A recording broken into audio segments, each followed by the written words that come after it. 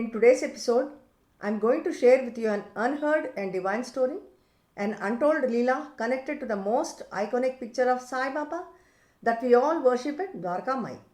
The very image that we bow to as if Baba is sitting there in front of us in physical form was originally inspired by a mystical movement guided by Baba himself and deeply tied to a great devotee Radha Krishna Mai. Though there is a little mention of her in Sri Sai Sacharita, Radha Krishnamai was a deeply spiritual, devoted, and immensely talented disciple of Baba. Each devotee served Baba in their own unique way, chosen and guided by Baba himself.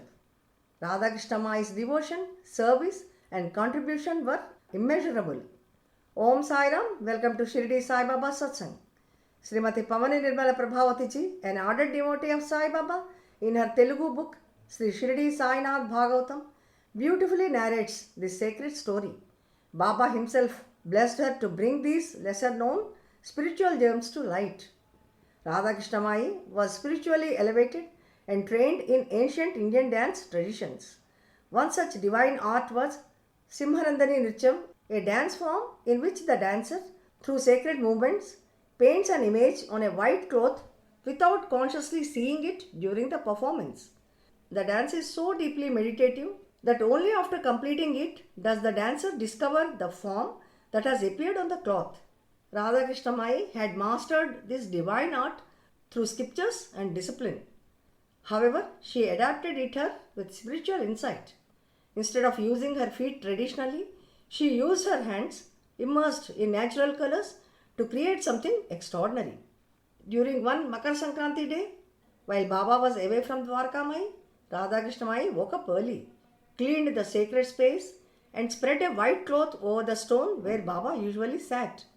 She placed colors around the area and began her divine dance singing in ecstasy. Radha Krishna, Sai Krishna, Sundara Krishna, Sai Krishna, Radha Krishna, Ananda Krishna, Sai Krishna, Radha Krishna. She entered a deep trance, utterly unaware of her surroundings. With each step and hand movement, dipped in color, she transformed her devotion onto the white cloth, painting a divine image not with a brush but through her pure bhakti. She imagined herself as Radha, Baba as Krishna, and everyone around her as Gopa and Gopikas. To her, Dwarkamai transformed into Vrindavan. She saw young Sai Baba dancing joyfully with anklets, surrounded by cows and divine beings. The atmosphere was filled with bliss and devotion. As she danced, Baba's form slowly emerged on the cloth, sitting on the stone with his hand raised in blessing, just as we see him today. Suddenly, Baba returned to Dwarka Mai, seeing her in trance, surrounded by villagers who watched in awe. Baba's expression turned fierce. His eyes were red with intensity. He shouted, Radha Krishna Mai, stop this dance. But she was too lost in devotion to hear. He screamed again louder. Then Baba walked to the stone and picked up the white cloth with her painting. Everyone expected Baba to throw it into the dhuni in anger. But he did not. Instead, he held it tightly. He looked at her and said, Leave this place. Don't come near me again. If I see you again, I'll kill you. Go away.